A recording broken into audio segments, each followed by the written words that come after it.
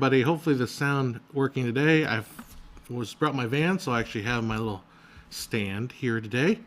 How's everybody doing? I have absolutely no idea what to talk about, so we're just going to hang out for a little bit. And how you doing, Lynn Box? Let's see if that shows up on my screen. Did that work or not? I don't know. Yeah, it did. It did. Look at that. Look at that. We're working. Good for us. We're rocking and rolling here. Awesome. Hey, so I have been, well, it's been just kind of like a doldrums here. How you doing, Lindox? So I just haven't been motivated to do much of anything. I've got to try to break out of that. Hello, Pillard from Istanbul. Welcome to the stream. Our little hangout stream. We're just going to chill and talk a little bit and just kind of hang out. Well, one thing I've kind of felt in my life, at least as far as filmmaker IQ, what I want to do going forward, I feel like I want to argue less with people, with the idiots. I'll classify it as the idiots. Hello from Romania. Welcome, Nikolai Kiss. What I mean by that, in the last, I think, 3 or 4 months, I've been very down, I guess, about just reading comments, and not just on my YouTube, but just generally all over the internet.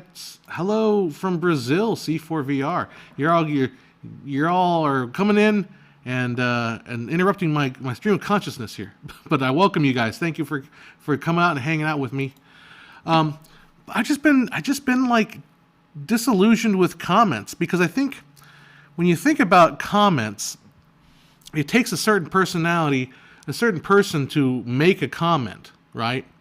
Like you need like any kind of human motivation, you need to create some sort of drive in this person to make a comment. And oftentimes, if those comments are made like kind of antagonistic to whatever content you're looking at, the antagonism seems to bear itself very, very obviously. It's not like they're actually making a point. Not like it feels like they're not. Those kind of antagonistic comments aren't really trying to drive at making a point or to a truth. It's more just like a knee-jerk reaction, kind of like an uncontrolled reaction. It feels like it's so much of it is how can I say, it's not in good faith. It's more about just reacting. It's not to be taken seriously. It's not to be it's not even to be dealt with, or to work with.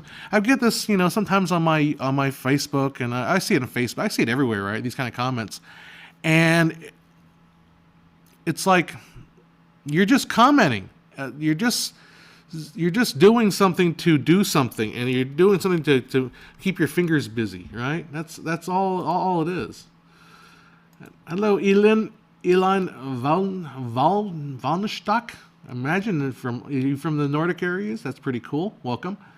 And Nikolai says, thank you for watching my videos. I had a lot to learn. Thanks for everything. Thank you so much for watching them. So I had this video written out that was kind of a response to a lot of the criticisms I got from my video about sound. So I did one video about why 48 kilohertz and 41 kilohertz were chosen, and I thought it was a very interesting story. It had to do with television, so I thought it was very interesting.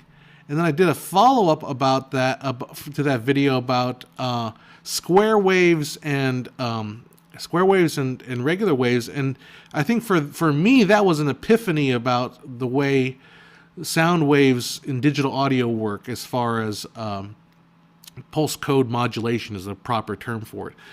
And then I've got a lot of criticism on that, and I had another video written out that was going to address the criticisms. But I feel like that video isn't really moving me anywhere interesting, because I made that second video about the square waves because I learned something very, very interesting, and I wanted to share it in a way that might help other people. But this third video, I feel, even though I feel it's strong as far as its content makes sense, I feel like I'm falling to a trap of arguing with people that will never appreciate what I'm bringing to the table, or appreciate what I'm trying to say.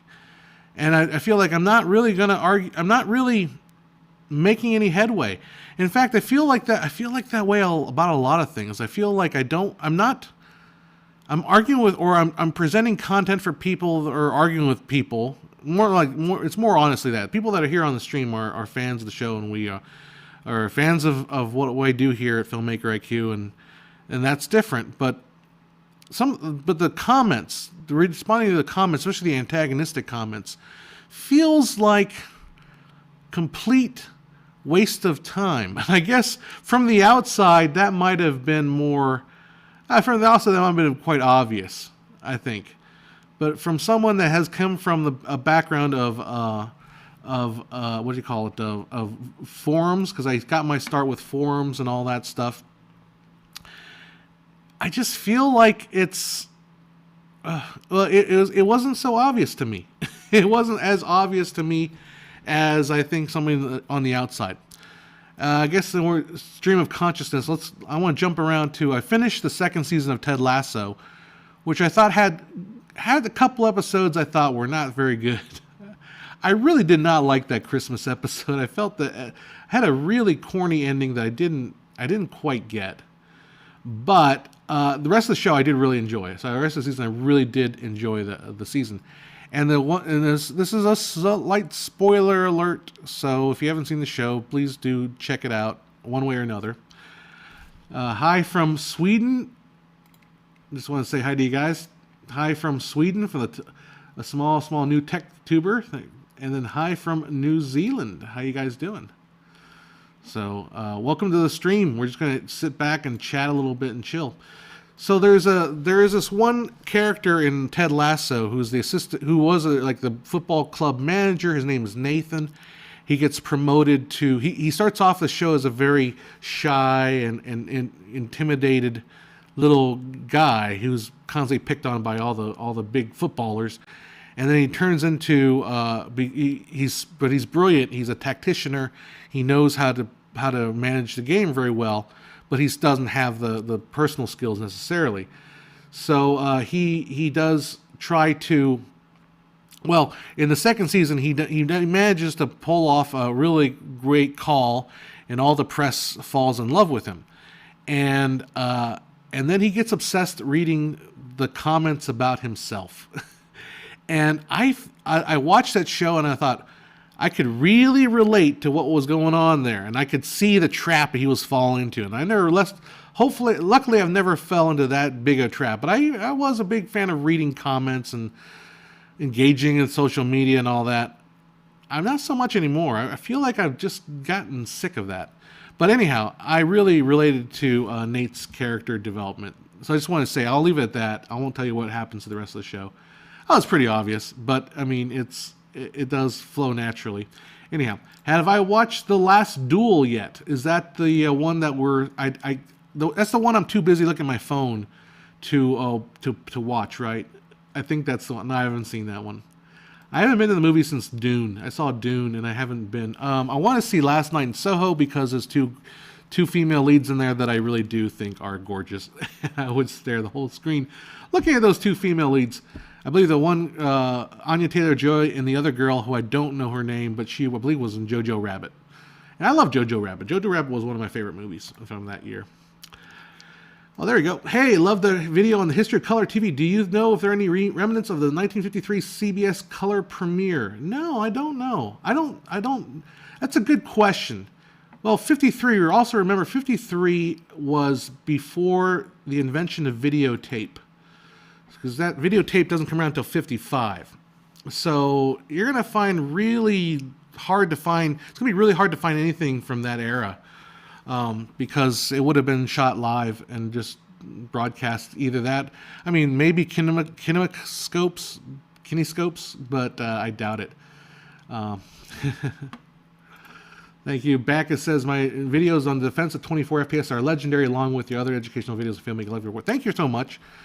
I feel like Captain Disillusion put up a video about frame rate, and I feel like he did a jab at me, although I appreciate it. I take it in kind stride, because I think he was referring to me. He said, no frame rate needs a defense.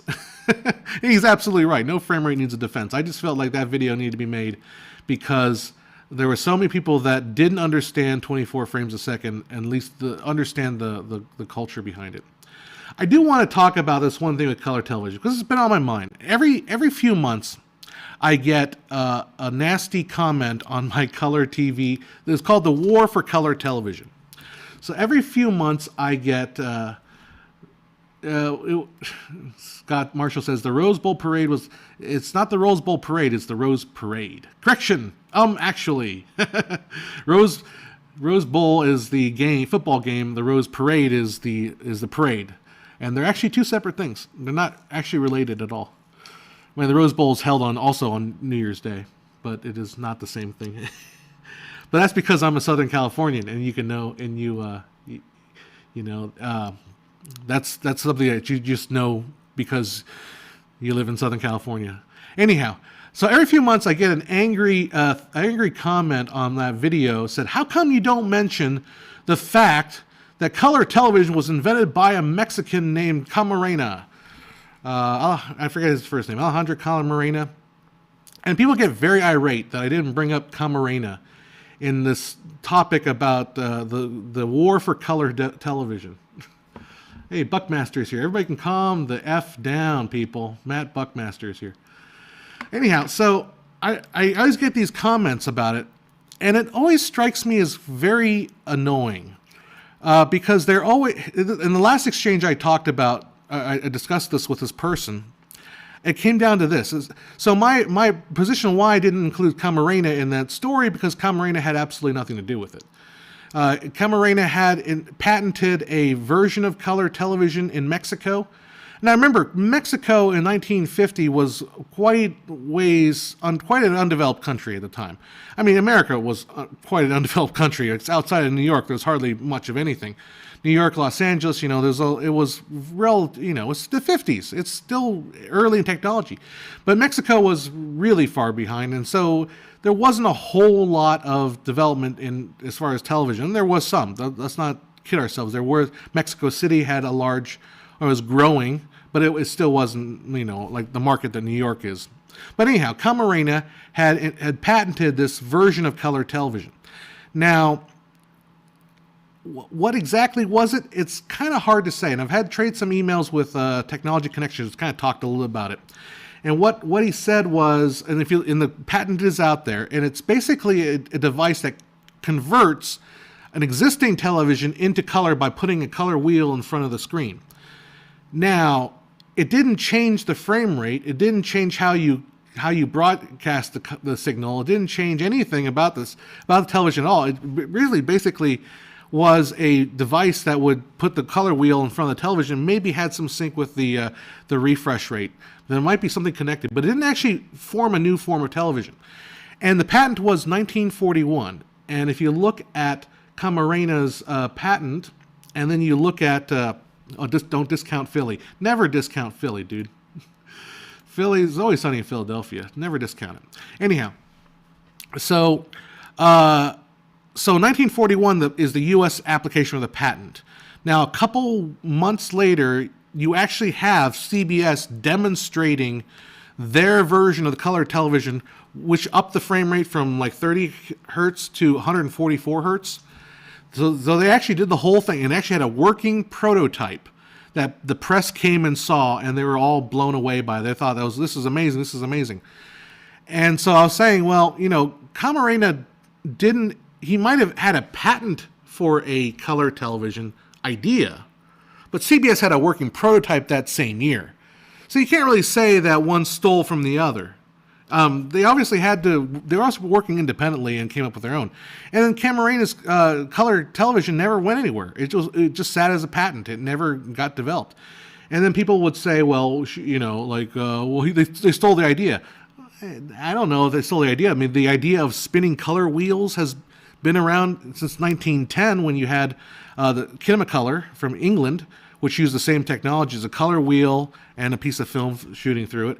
And then going back to like the 1800s with Maxwell Clark, who devised a lot of color theory using those spinning wheels. So it's not like it's a new idea. But anyhow, I get people that are plenty angry at me for not including Camarena, even though Camarena's design is not what we use for color television today. Like, he literally has no bearing whatsoever as far as what ended up happening in the United States, at least, with color television. Now, color television, another I would add to the point with Camarena's involvement with color. If he did invent color television in 1941, color didn't come to Mexico City till 1963. So 20 years had to pass before it actually became a reality. So that kind of changes the claim. But anyhow, I presented this information to this commenter. And the commenter says, well, I don't understand. You know, dude, and I love how internet people are, the internet commenters are so full of themselves and so obviously arrogantly smart in their Dunning-Kruger. He's, dude, LMAO, just Google it, bro. Just Google it, bro. Google who invented color television. It'll tell you, bro. Why are you like questioning Google, dude? Just Google it, bro. And I'm like, why am I wasting time talking to this guy? Why?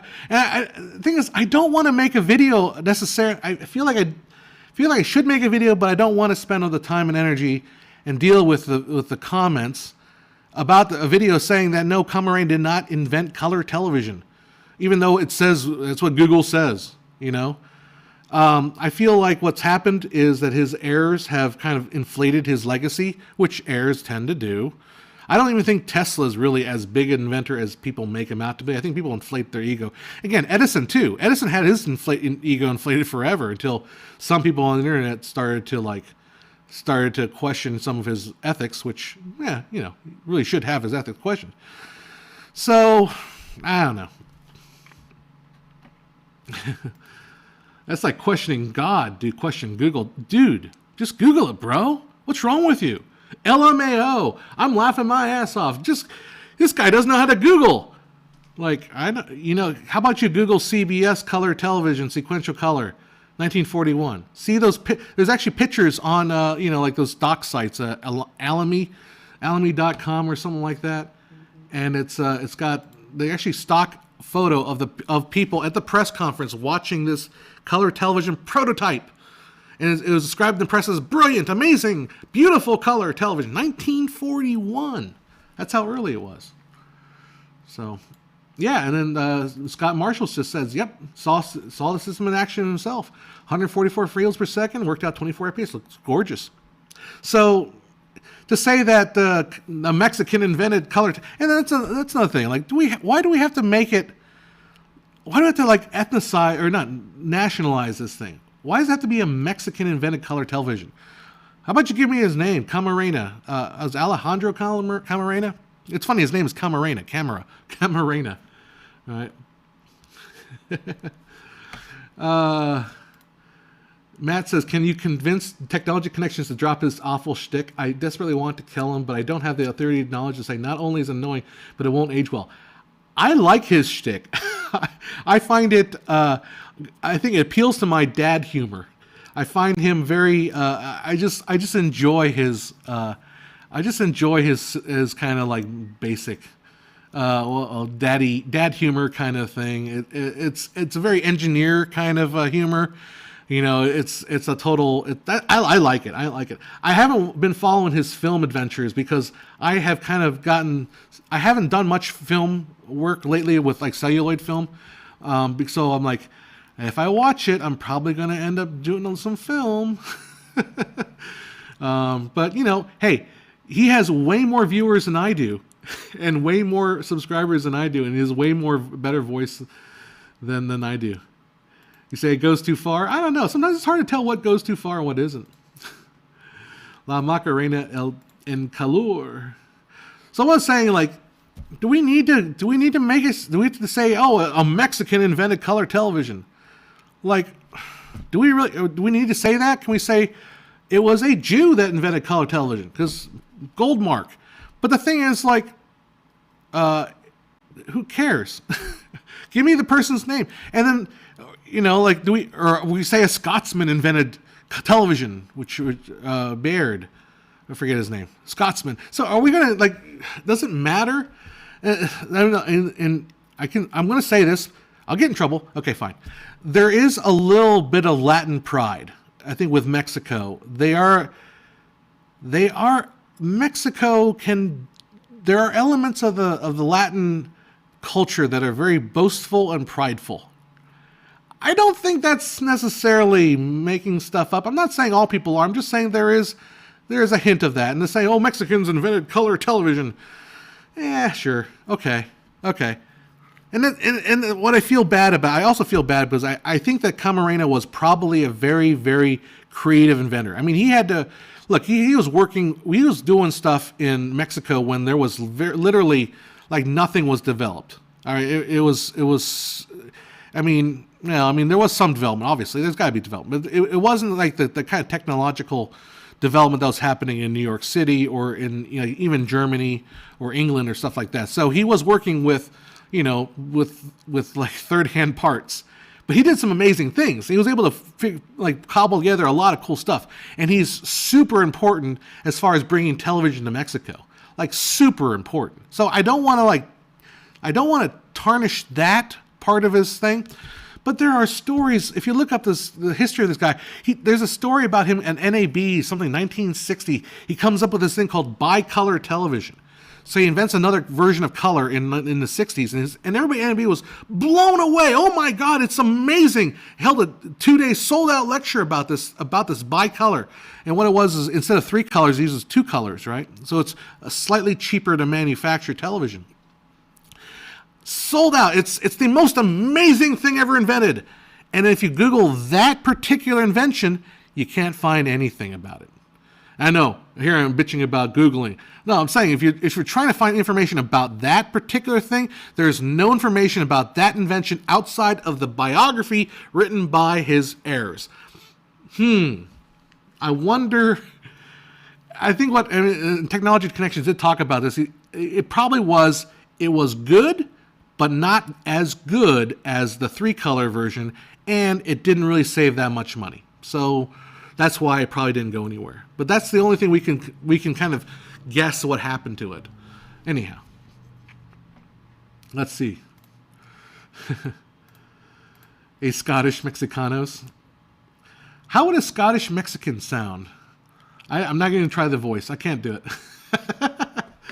There's nothing wrong with a little nationalism. I agree with that. I just, there is just the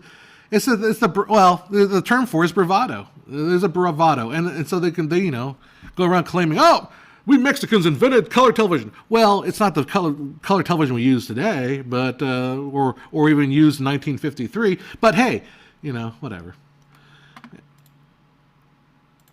Matt Buxley, it does. White inventors get disproportionate credit for important moments in history. I think the problem is not necessarily that white inventors get disproportionate credit. We need to stop giving credit to inventors in the way that we think. I think a common misunderstanding of how invention actually works. I think that's the problem. It's not necessarily, and I don't want to attach race or gender or nationalism or anything to it, other than the fact that we don't understand how invention actually works. Like how many kids grew up thinking that Edison invented the light bulb? Well, of course he didn't invent the light bulb.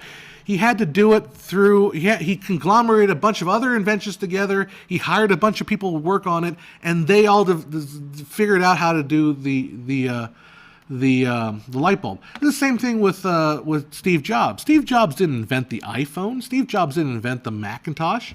He was able to bring everybody together and to do it. Elon Musk didn't invent the rocket ship, right? I mean, he's an engineer. He's probably down there in the nitty gritty trying to understand everything, but he's got teams, armies of engineers working with him. So we got to stop looking at invention in a way, like a great man theory or a great woman theory or whatever, non-sexist way you want to say it. It's not like it's more of a connection. So there's a great show. If you guys have not seen this show, it's from the 70s. It's a little bit dated, but it is probably one of the best. Probably I put it at one of the best docuseries ever made. It's produced by the BBC called Connections. And if you haven't seen that, really do watch it. I grew up on watching Cosmos with Carl Sagan. I love those docu-series. I mean, I lived for that stuff as a kid. So, I mean, I guess maybe you can kind of tell by what I do on this channel. But you watch Connections. And what he does is he basically says, I want to tell you a story about, I'm going to tell you how this light bulb got invented, right? I'll just use it simple. But I'm going to start my story back in 1734, and with this invention and the cow manure, and then he invented this dye, which worked for this, and then it invented this thing, and then this thing, and this, and it's just all these connections, and you realize that like invention is not really like somebody sits down like, oh, boop, oh, here's my new invention. No, it's like it's literally improv, remix, everything's a remix. All these different other things come together to be remixed into something new. And that's really what James Burke, thank you, James Burke's Connections. Put that on screen. I feel like that idea needs to be brought back in full force and understanding what it is. It's fair enough, I get you, but in terms of role models for inspiration for youth, I don't know. Can you grow up as I'm an Asian American, half American, so I guess I can kind of like straddle both sides of the argument. But is there anything wrong with a black kid idolizing a white person, or a white person idolizing a black person? It happens. We need to kind of like eliminate this idea of like, oh, you must have a role model that looks exactly like you. I guess it's true. I do wish Hollywood would produce a schlubby looking Asian romantic lead, although Asians haven't gotten romantic lead since 1920s. But, I don't know. There it is. Scott Marshall says Connections is awesome. Remember where he traced the computer back to the invention of to cope with the Black Death. Exactly. Yeah, that's what I mean. I think that show is that series was, to me, like, is one of my grounding philosophy points of just looking at history, looking at the world. Is that show? I'll be honest. I feel, and this is the old man John coming out. I feel like the way we approached history, the way we approached thinking about the world since like the 90s compared to today, I feel like today we look at the world like a cartoon. I mean, I feel like the popular discourse on everything today is just like infantile compared to the 90s. Of course, I grew up in the 90s, so maybe when I was in the 90s, like I feel like a movie like The Matrix kind of felt refreshing and kind of new and thought-provoking. And now it's just like rehash. There's nothing really thought-provoking. I'll take that back. There are things that are thought-provoking. It's just harder to find, I guess. I don't know. And we didn't have social media back then. If we had social media in the 90s, maybe I would have think the same way. Let's go with some more comments here. What are your thoughts about filmmakers using analog film in the digital world? Just a trend. I think it's expensive. That's the problem. That to me is the big price. The price tag is hard to justify for me, especially because I'm so heavily invested in digital. That's probably why. Shooting film like for photographs is nice, but it's certainly a different aesthetic for sure. You know, whatever floats your boat. I don't think it's a trend. I think it's awesome. I think digital is awesome. I think film is awesome. And having shot stills film, I really appreciate some of the film. I am a perfectionist though, and I do kind of like digital just slightly better than film. So, but hey, I get film. I like it. It's not. I wouldn't do everything on film though. But that's just me. What do you think of Shang-Chi? Didn't see it. I kind of dropped out of Marvel after WandaVision, honestly. Dio says, I have no problem stating a film crew would be a great... I have no problem starting a film crew would be a great video. Cool. I'm not quite sure what the question, but starting a film crew is always tricky. we get into management. You get into lots of interesting things about like how interpersonal relationships and all kinds of things when it comes to film crews. Whoops. I must have seen this show. I need to check it out and refresh my memory. Oh, connections. Let's see. I went to school for film but got sick, mental illness. I remember binge watching any movie and giving out and just vibing out. Huh. That's not good. Let's see. Can you still shoot Super 16 anamorphic to do HD-ish? You probably could, I think. Well, yeah, I think 16 millimeter can do HD fine. So, just trying to do the math in my head, but yeah, sounds about right.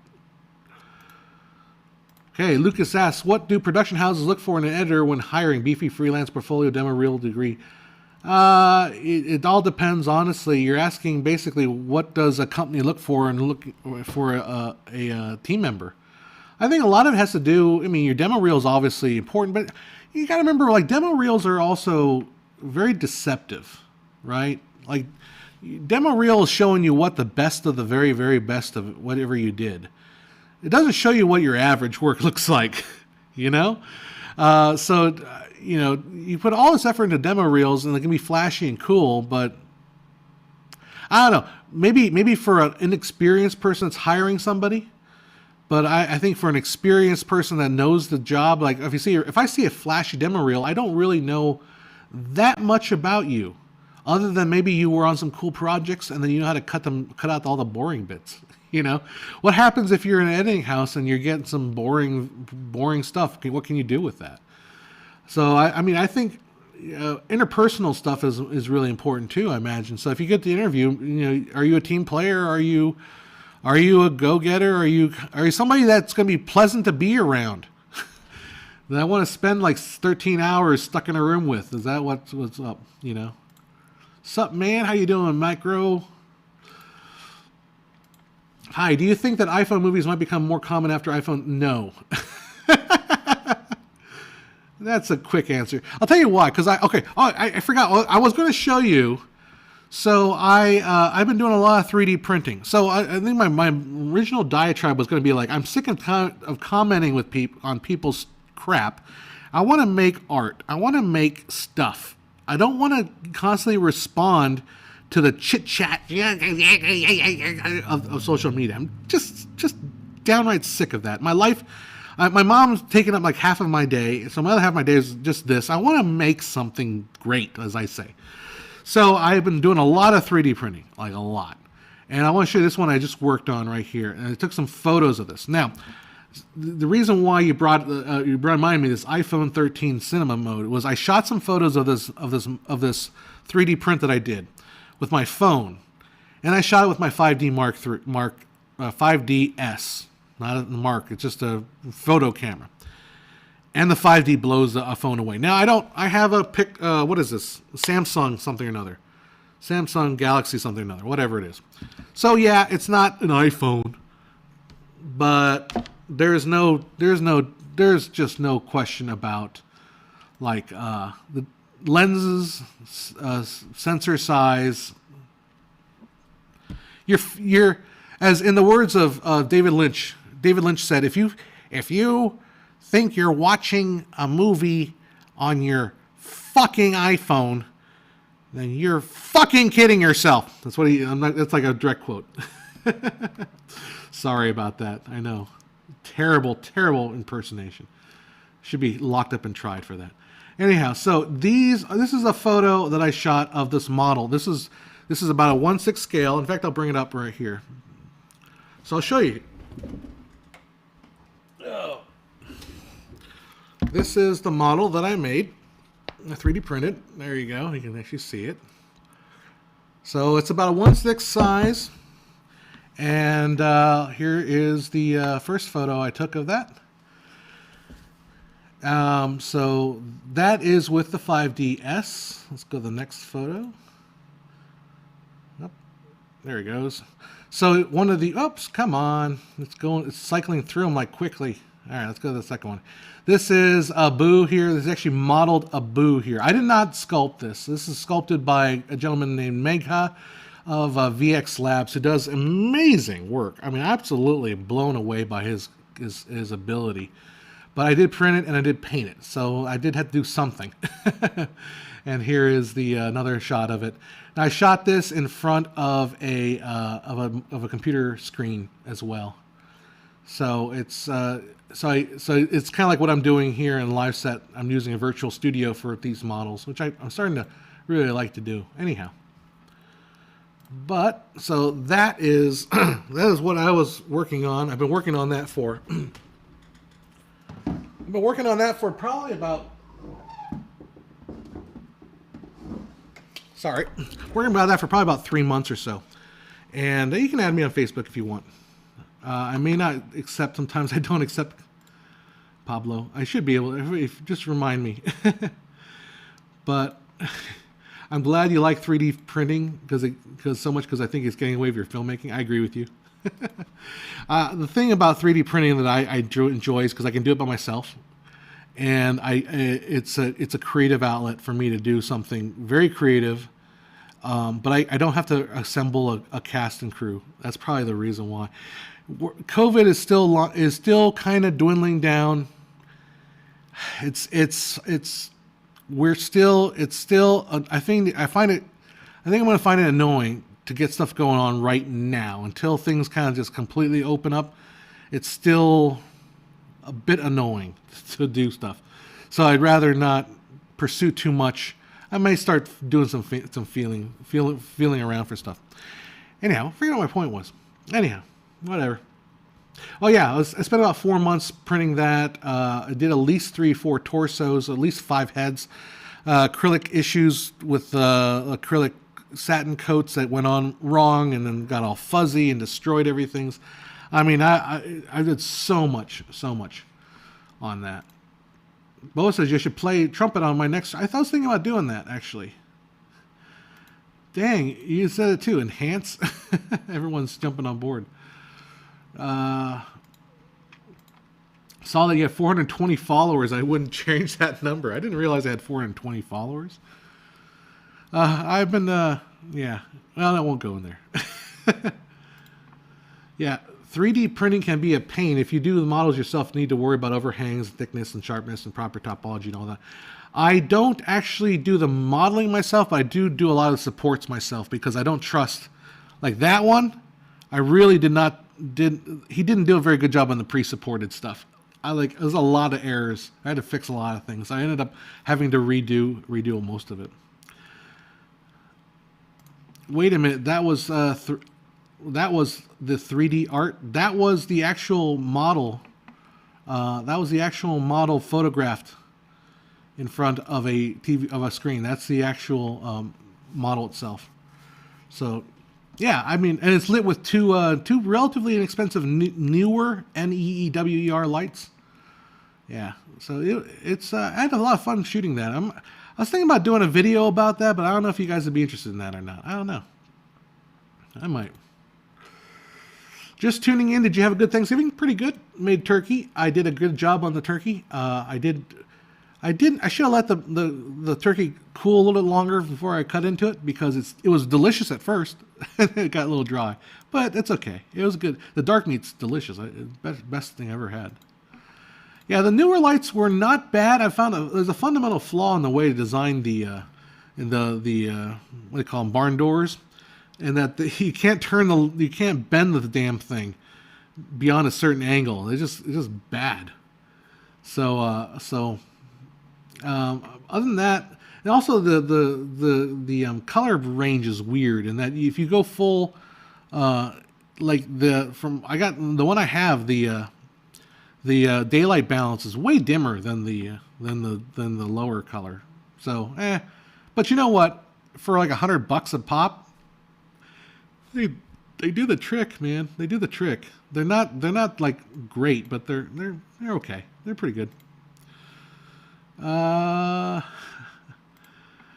love the channel. Bookmark post about 15 years about the forums like 15 years ago. Still reference to that great. Hopefully you might need to update the bookmark because I had to redo the website. Or maybe do the channel. The channel's fine. I like to listen to the soundtrack before I watch the movie. Anyone else? Oh, that's like a spoiler to me. I'd rather watch the movie then listen to the soundtrack. An iPhone camera chip without the iPhone computerized mojo just makes a crappy picture. Yeah, I mean, I understand that the argument is that there's so much technology inside the iPhone that makes the picture better, but you're limited to the sensor size. You're limited to the lens. There's no question about it. You know, I could never pull off. You know, I could never pull off a shot like that. I just couldn't. I don't want to keep bragging about it. You can never pull that off. Oops, that's just right over my face there. You can never pull that off with an iPhone. It's just not possible. I mean, you might get an approximation of that with a small resolution, but it's just never going to be as good. Just not going to be. And the Apple people will try to sell you that over and over again, but it's not happening. It's like that meme. Yeah, stop making iPhone photography work. I mean, look, I take a lot of pictures with my phone, a lot of them. And I did a lot of my 3D printing with my phone just because I didn't want to break out the big camera and light it and all do the whole rigmarole with it. And they're okay. You know, they're okay, but it does matter. Yeah.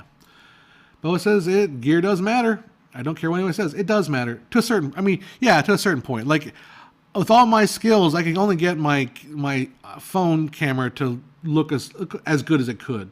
But when I got the big camera out, I could definitely I had a lot more options. Would you use Dito lights? I do have one Dito light. I think they're fantastic. They're just so dang expensive. But Dito lights they're not. They're really the quality. The lens is really high quality. I have one light. I need to get it out because I was going to use it for my models because it's just really good light. I really like Dito lights. Try to make a secondary color correction from a video with an iPhone. Yeah, I know, exactly. A good story would work with any CA. Yep. There is a thing to so I'm also very guilty of gear acquisition syndrome, but not just in terms of cameras, like in terms of cleaning products. Like I just buy crap loads of cleaning products because I always feel like I could clean this better if I had the right tools. You ever get that? You're like, I could do this job if I had the right tool for the job. And I get that one tool and I use it and it's like, this doesn't really work that well. I remember I was trying to replace my sink in my kitchen and I was trying to get this plastic nut off of the sink. And if you've ever done that, if you know what the pain, the thing was like 20 years old, so it was all gone. So I went to the store and I got this expensive plastic nut removal, and I put it on there and it broke on me immediately. Like the tool broke, and I was like, gee, I just wasted $16 on this stupid thing. And I ended up taking a drill, and I went on YouTube. It's like, how do you get rid of this stupid? And they're like, oh yeah, just take a drill and start attacking it with a drill. Like, okay. It's like, and started drilling the plastic and it just broke it off. Like, oh, I could have done that. Anyhow. Do I think the DSLR is a good choice for filmmakers who want to be incognito? I shot a feature with T2i 10 years ago. I'm not sure I could get away with it.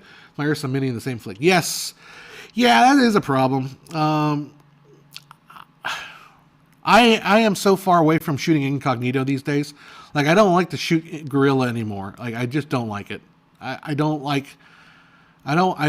don't like. I hate the feeling of trying to shoot something incognito. I just hate it. So, I mean, yeah, you can get away. Well, but the thing is, DSLR. So many people are. The problem is the DSLR. The camera is not the one that gets you. It's all the other stuff around you. The camera that draws attention. It's usually the boom mic. The boom mic's a dead giveaway at shooting a movie. You can shoot on whatever you want, but the boom mic, that's the park ranger's going to come and yell at you. Where's your permit?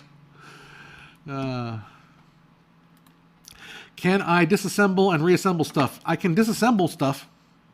Reassemble, I've got like a 75% track record on. I can... yeah. Not removal with a drill, no. Well, it was a plastic nut. So it was a plastic nut that had been there for 20 years, and it was stuck on there like crazy. So I took a drill to it. Oh, hey, Rick. Can't hang out. He's on a cruise ship for the Caribbean. Yes. See ya, buddy. Have fun. Don't drink too much. Well, what am I kidding? You're on a cruise. I think creativity goes a long way. Use whatever gear you have and play to its strengths. Yeah, I agree. Like the only thing I want to push back on that is that some gear does make your life easier. Like a wireless microphone makes certain things easier to do. Like hide a mic in somebody, you know. There's a lot of things that are easier with gear, certain kinds of gear. Now I've got a shit ton of gear. Problem is I don't have the willpower and I need subject matters. I need willpower and you shouldn't wait for inspiration. I need a project I need to work towards. So yeah. I've got a lot of gear. I don't think gear is the problem. I don't even think you play towards strengths or weaknesses. I just don't think gear is really the problem. You know, at least in my experience, the gear has not been what's held me back. Does making movies for YouTube make sense? I'm going to be kind of scary here. I'm not sure how much making movies makes sense anymore. I don't know. Like, I don't know. Like, I don't know what the indie film market's going to be. I don't know where we're at with that. Like, when's the last time you've been to an indie movie? Hell, I haven't been to a professional movie or, studio movies. I haven't gone to any of those. So I don't know what's happening with indie movies. Do I want to make short films? Sure, but the question is, where am I going to make those? If I'm going to make those short films, what am I going to do with them? I'm going to put them on social media. I get thousands of plays that way. Sure, I'll get more people watching it on YouTube than I do in a movie theater. Easy. So why would I put it in a movie theater? I guess those are people paying for it, but at $7, $10 a pop, 200 people maybe, $2,000. That's not a bad chunk of change, but most of that goes to the movie theater. So I don't know.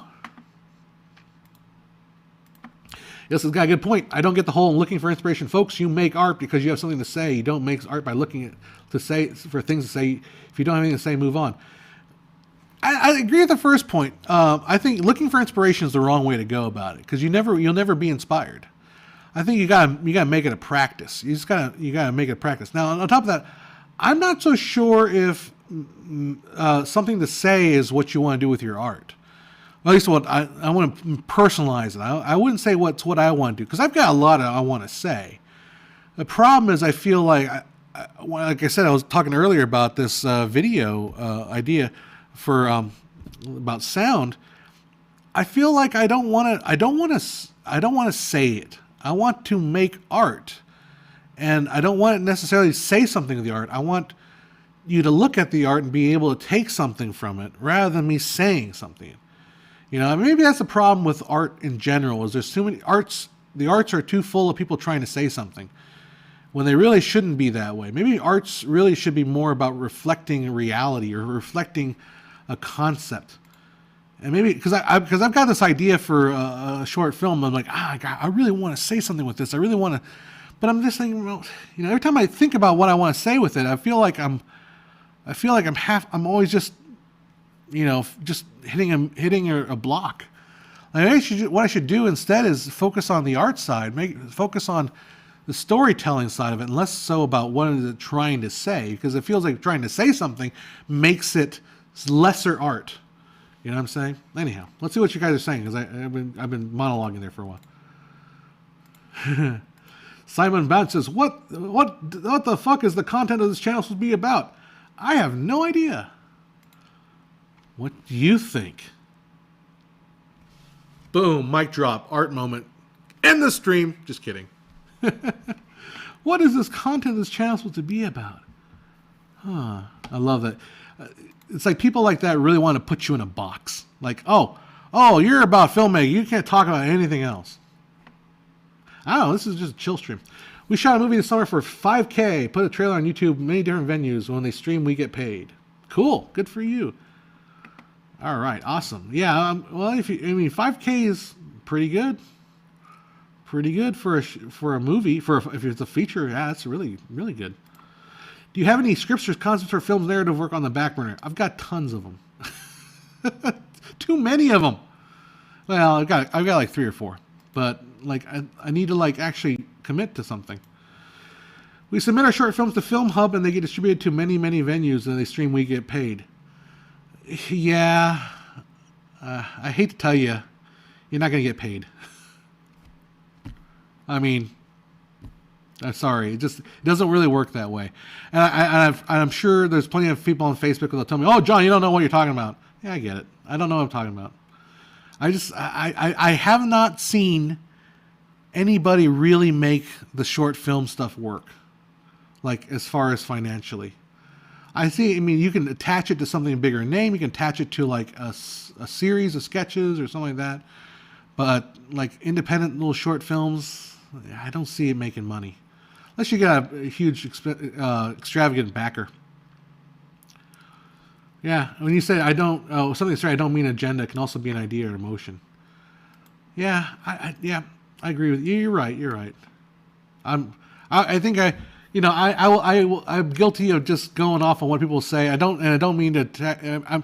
Honestly, I don't remember all the faces and stuff. I remember a couple of faces, so don't think I'm attacking you guys personally if I'm like pushing back on your comments. It's a springboard for to just talk about stuff.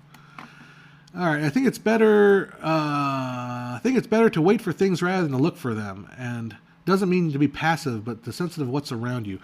Problem with that is I personally will wait forever, because I'm also a perfectionist. So if something's not perfect, I will keep attacking it. Like I literally, like I said, I printed and painted 5 of those Jasmine torsos. Like little tiny details that broke off or things that bothered me or didn't quite fit right, or I did the face, but the face was cracking a little bit because of the acrylic I put on there. Super perfectionist. Now, if I just became passive, there's a movie out there which I didn't care for, was called Synecdoche, New York. It's about kind of like the situation where the guy's a perfectionist and his play just gets bigger and bigger and bigger and bigger and bigger and bigger. Anyhow, I thought it was about porn. Everything's about porn. Just listen to what Stanley Kubrick's thoughts on that. Which genre would your film be in? If you could freely choose, I would tend toward comedy. Although this one I'm working on is sort of more surrealist. Not comedy, but surrealist. Surrealist is basically the link. It's funny because I was just thinking about the commenters. So I got a couple commenters that are really angry at me when they saw my film Out of Sync, and it's a comedy. If you guys saw it, I did it for a sponsorship for a sync company that does these little adapters that give little pulse code for time code, and boy, they really hate that short film. Every time I'm dealing with an angry commenter trying to like take me down a peg as far as like my abilities, they always look at that movie like, "Oh my God, I can't believe you made that." Like you realize it's a comedy, right? It's a comedy that we made, and I made pretty good money on it too. Boa, do I follow film right? No. Sorry, I won't go any further than that. I think shorts have a calling card for features or series. They can only show people what you might be able to pull. That's an old way of thinking about it. Unfortunately, it's just not true. I will kind of burst your bubble there. I don't think shorts. The quality of short doesn't even matter in this day and age. I think what matters now is eyeballs. So if you walk in and say, "I've got 10,000 followers," then you can get a deal. I got a property with a audience, then you get a deal. I think if you just walk in with a really amazing short, cool. I'd love to work with you. Put it on the pile. That's the way it is. Hey, Paul Kepner, how you doing? It isn't enough to live on, LOL. Yeah. How you doing, Paul? Procrastination. Yep. Yeah, it's really easy. It's really easy to procrastinate. What's a recent film or TV series you've seen that you really loved, and why do you love it? I love Ted Lasso, partly because to me the philosophy of Ted Lasso was really strong. I really liked the way Ted Lasso felt. It felt like last stream I talked about 10 Little Indians and how it was like every episode one person who was against Ted Lasso falls. And the entire season is just everybody falling. So I really liked just the feel of that show. It just felt good, and it felt positive, and something I feel like I was missing in my life. I really enjoyed it. And other films, saw Dune. I really liked Dune, and I watched Foundation. We talked about last time. So those are ones I've watched recently. I haven't watched anything recently. Dang it! I want to watch. Maybe tonight I'll go see that Soho movie, Last Night in Soho. Maybe I'll watch it on HBO Max. I want to see it in theaters. Seen Dave made a maze. That was surreal. All right. I watched Out of Sync after you mentioned it in the last stream. I don't get the hate, honestly. They just want to look... Well, you think the Academy looks down on comedies. So do people that have a high opinion of themselves. It is what it is. I don't think Out of Sync was my... this is my... whoa, movies. It was more like... I think, as far as an accomplishment, I feel like it was a great accomplishment in that I brought together a team of a lot of different people. Probably the biggest cast and crew I've ever dealt with. And everybody walked away from that thing feeling absolutely awesome about it and had a great time. And some people got paid. And I wish I could make that like my every single day job. And then we can spend more than... I actually got a YouTube strike for that movie because we were like about 30 minutes late on our closing because we just ran out. I didn't quite watch the time properly. So... There is a filmmaker on Jay Horton who talks about marketing for indie films. There's a bunch of low-budget stuff that actually makes money due to streaming. That's good. But I think you actually need to get to an actual streaming platform. And then you have to beat the crap out of the marketing. You have to market the crap out of your movie.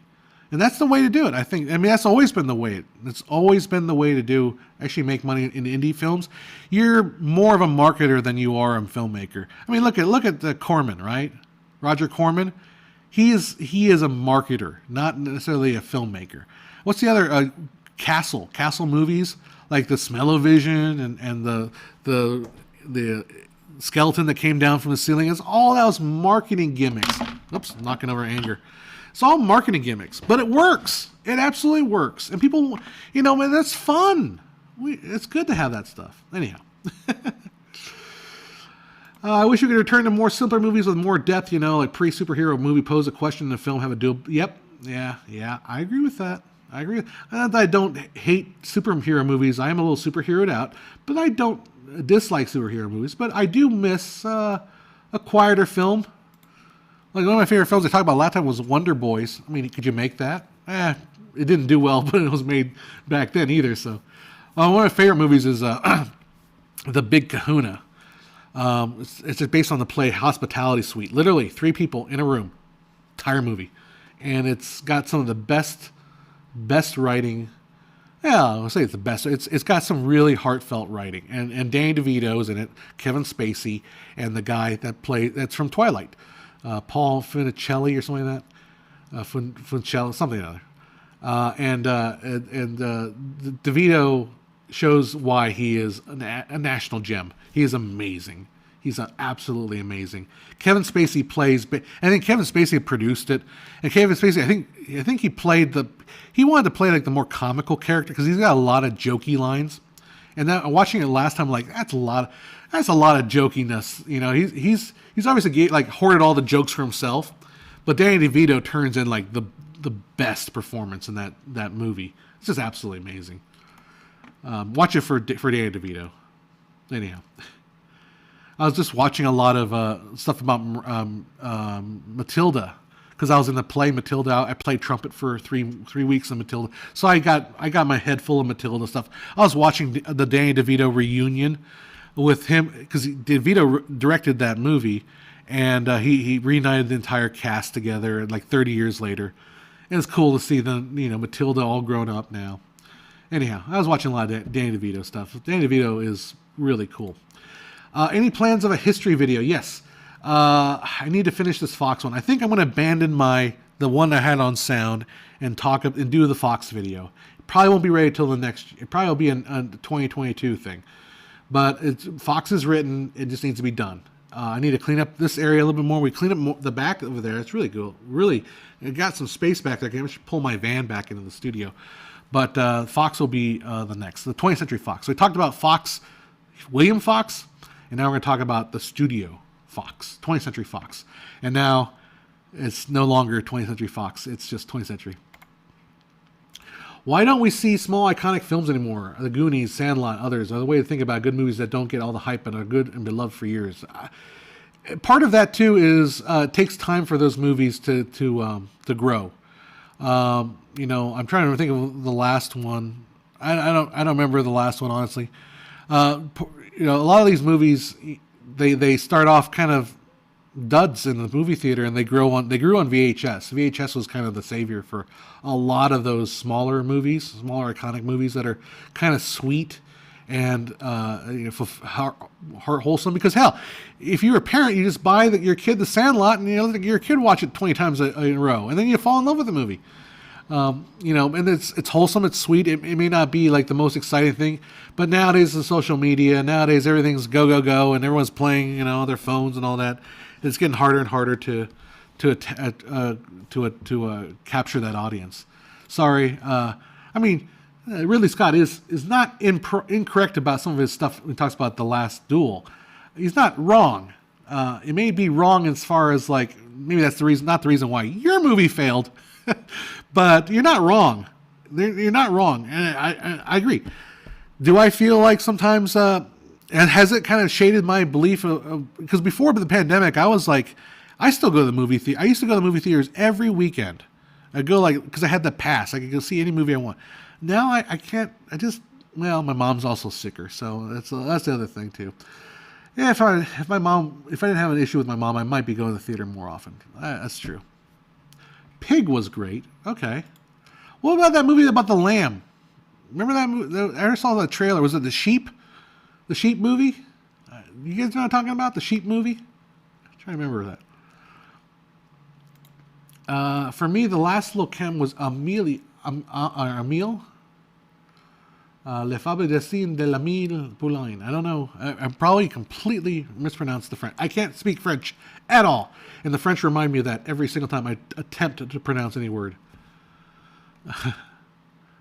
What was the name of that movie about the sheep? Or is it called Lamb?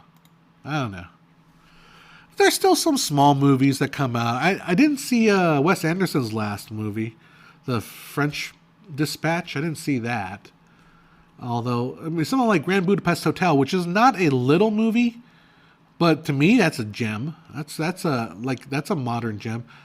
Some of these smaller movies. I'm trying to think like an Edgar Wright movie, maybe like I haven't seen Last Night in Soho, which I heard is good.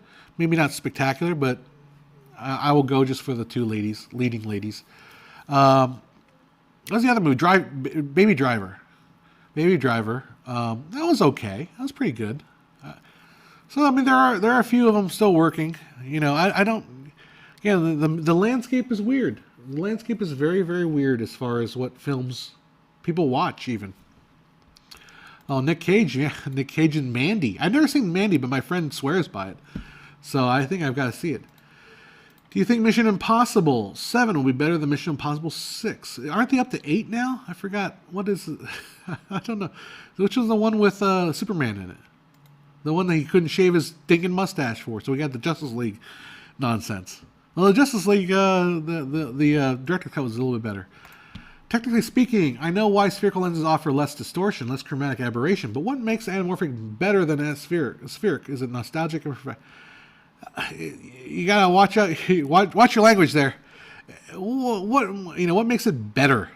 I don't understand what the word better means. So if you're looking at better as in like sharper, no, they're not sharper. Technically speaking, you know why spherical lenses are. I wouldn't say better. It's like saying, well, what makes red better than blue? Well, it's opinion.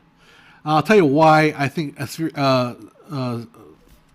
anamorphics are interesting. I think the reason why why I want to work with them, I haven't had a chance really to work with them a whole lot. I'd like to play with them more.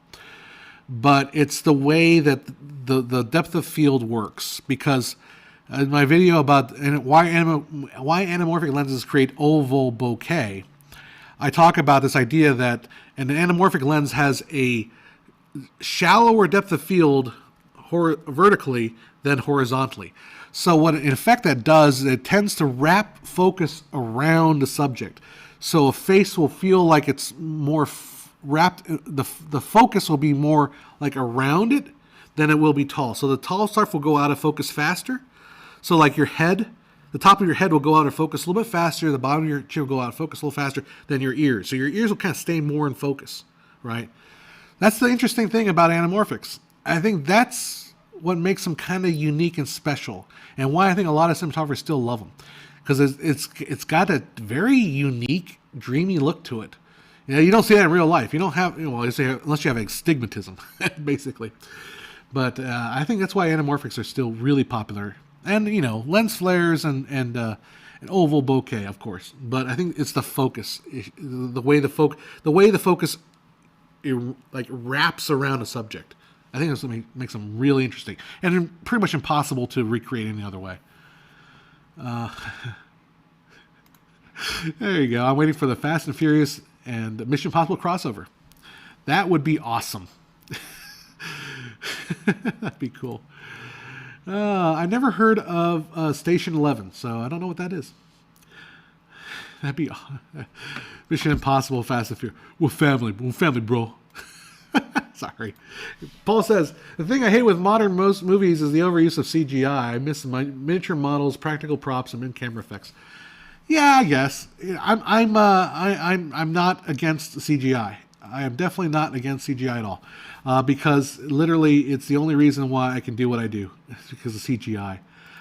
I like miniatures, but there's a charm to them for sure, but there is if you saw the pre-production stills of Jurassic Park with the claymation dinosaurs, and granted that was rough work, I get that, but the CGI was way better. The problem with CGI is it's become, especially in a studio environment where production is very much a chugging, it's a machine, right? Like, I feel like the Marvel movies or something like, or one of these big action movies, it doesn't matter what director comes on board, because I bet you I could direct a Marvel movie just fine, because it's literally you walk in there, you approve this, approve, okay. I don't feel like a lot of your personality, your ability as a director really gets imparted into a film. I might be overstating a little bit, but I'm just saying that the machinery of a Marvel movie feels like there's not a whole lot of room for the individual artist, the individual directorial artist. There's a lot of room for artistic, as far as like the CGI folks and all that stuff. What I'm saying is that I feel like instead of a director saying, I want to do this, it's more like, okay, here's our budget for CGI. This is the template we're going to work with, and here is the sequence that the CGI team has come up with that we can shoot. Here you go. And the director's like, okay, can we change that? Okay, we'll change that. Okay, but otherwise, here's my signature. Go off and do it. So it feels like the director is not really engaged with the CGI team. It's more like here's the machine, it's going, and the director just has to okay it. And maybe change a couple things, maybe bring things together, but it's mainly this juggernaut of a machine that creates this movie, right? So that's what it is. And Paul, you're right. That I'm not against the overuse of it. I think that's what it is. It's not overuse. I mean, it is overused. Don't get me wrong. It is overused. It's just there's not really a thoughtful use for it. It's not like this is why we're doing it because I got this cool idea for this thing I want to do. It's just like, well, it's you want the CGI. It's supposed to be there. Tentpole CGI kind of distracts from the experience. Yeah. Yeah. I mean, man, I'm picking on Marvel movies here because I think Marvel's the most good example for being a template style as far as the CGI, because it's just, something more like a Dune, where the CGI is more like, obviously, the CGI in Dune is much more like there to drive the story. It's not so much like, look at me, hero punch, kind of thing. Anyhow. Yeah, Pocket Pedro says you have to look really close to see a director's fingerprint on a Marvel movie. Yeah, pretty much. Like I know people make a lot of hay about Patty Jenkins and the Wonder Woman movies. It's like, really? Is there what part of, well, especially 1984, what part of Wonder Woman 1984 felt like it was Patty Jenkins? It felt like pretty standard just studio commercial film, Anamorphic is film compression like not quite, no, it's not quite that. Non-square pixels is literally squished pixels. The anamorphic is actually controlled astigmatism, basically what it is. It's hyper-controlled astigmatism. It's a lens issue. So that's what's so fascinating about anamorphics. It's just a bizarre way of photographing the world. I'm still looking at the 20th Century Studio movie adaptation of West Side Story. I plan to relive the late 1961 Irish movie. Yeah. I haven't thought about that. I'm not a biggest fan of West Side Story. As a kid, I listened to the crap out of that CD, so I'm kind of over it. But I had one girl that I was crushing on for so hard. She hated the way the original singers, because like Maria wouldn't sing like that. Maria's she's from the ghettos of New York, whatever they call them. Not barrios, because they weren't barrios back then. But Maria's too, oh no, Maria, no. It's like way too much opera, way too much vibrato. Anyhow, she still looks gorgeous, and she's married to somebody who owns a vineyard in Mexico. So I think she did good on that job. Yeah, Donnie Pearson's Natalie Wood played Maria. Who played her voice? Was that the same lady that did the other voices for because Natalie Wood sang it. Is it Marlene? Or I talked about her in that musical thing. I think Joss Whedon has his personal stamp on the first Avengers film. If it helps you, if you're involved with writing, etc. Yeah, I think so too.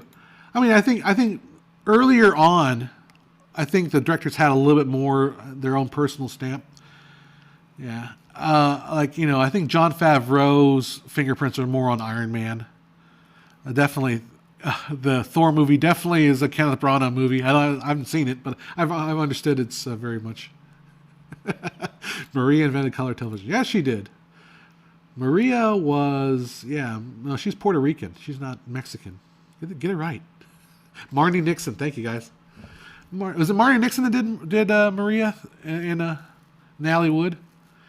Like, I wonder, do you guys know when the whole story about Marnie Nixon came to public? Like, was it known at the time? I'm trying to, I don't recall if it was known at the time that Marnie Nixon was the singing voice, or did they try to hide it?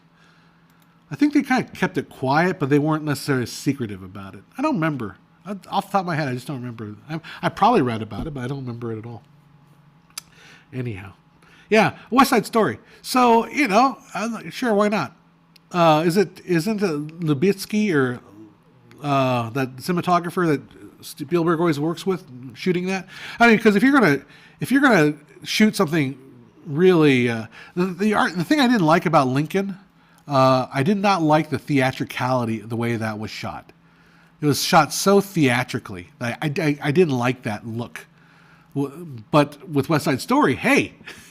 It's absolutely the perfect place for Lubeski, Chivo. That's his nickname, for Chivo to go ahead and go nuts and just go crazy. So maybe it'll be visually interesting to watch.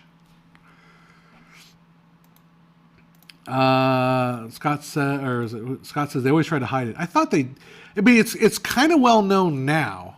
And there was like news stories. Maybe Marty Nixon like got tired of it and was like, I'm just gonna go and tell everybody when I did it.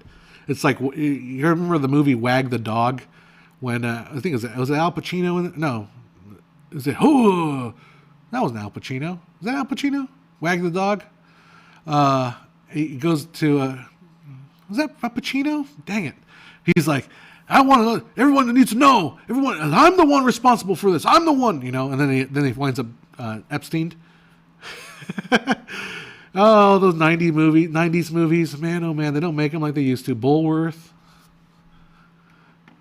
Maria Dixon did The King and I, Fair Lady. She was on screen in None in Sound of Music. Oh, I did not know that. Cool, interesting. Yeah, poor Audrey Hepburn tried her best in My Fair Lady to sing, and she was okay. Yeah, she would have been okay on a theater version, but she's not.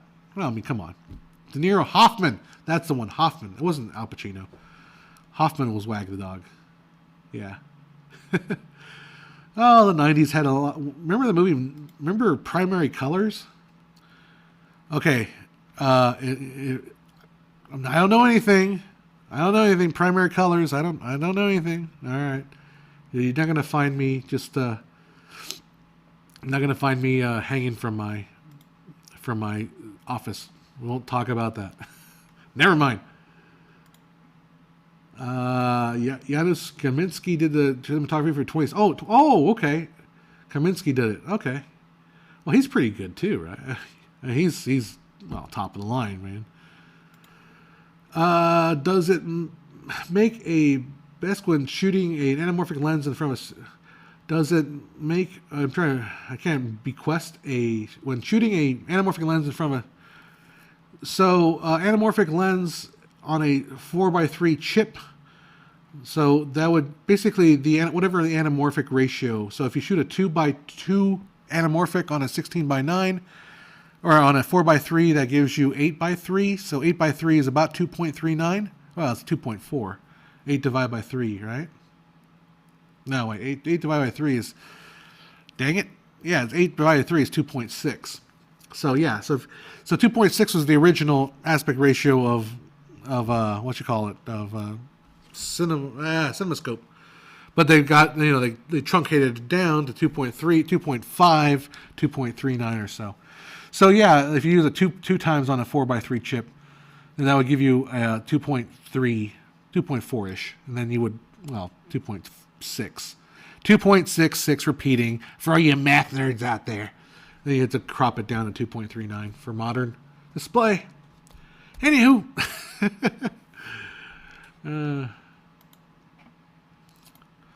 alrighty. Thank you for incredible content. Oh, I hope you're learning something from this stream. What kind of nutcase John is? Don't listen to John. He's a moron. He's crazy. Time is it? Oh, it's 6 o'clock. Oh my gosh, it's 6 o'clock. Oh shoot. So I've been on here for an hour here. All right. Well, hey, it was fun hanging out with you guys. I'm going to go ahead and do a couple little things around the office before I head home. I got to make a return to Amazon. I bought this HDMI audio splitter, which is supposed to just take an audio or HDMI in, split to a headphone jack, and then send the HDMI out. Doesn't work. Plugged it in. I was like, that's not working. Tried it out with my monitor. And the monitor just started clicking. I'm like, oh shit, this is not good. So back to Amazon it goes, back to China, where piece of crap. Anyhow, so yeah. Paul says if you use a 1.33 anamorphic on a 4x3, you get 16:9. Yeah, but 1.33 anamorphic is like hardly anything. I mean, that's barely anamorphic. 1.3, you would barely notice it. Anyhow, so I got take that back to Kohl's. Pro tip: if you Amazon Prime and you want to return something, return it at Kohl's, and they'll give you a 10% coupon every time you go to Kohl's, and you just go buy something. If you need some slippers, I've done that. I bought some slippers, got myself 10% off. I mean, I'm sure you could have got 10% off. You know, you could have walked in there, they'll hand you a 10% off coupon at Kohl's. But, you know, two birds, one stone, right? So, hey, did you watch last night's Soho? Need to see it. We'll work on that. All right, guys. I'll try to maybe watch that this weekend or something. All right. Thanks for hanging out. We will try to get back together next week, and I'll start working on the 20th Century Fox video. We'll actually try to make some headway into that. All right, guys. Take care. Get some slippers. Get some slippers there, Boa. Talk to you later.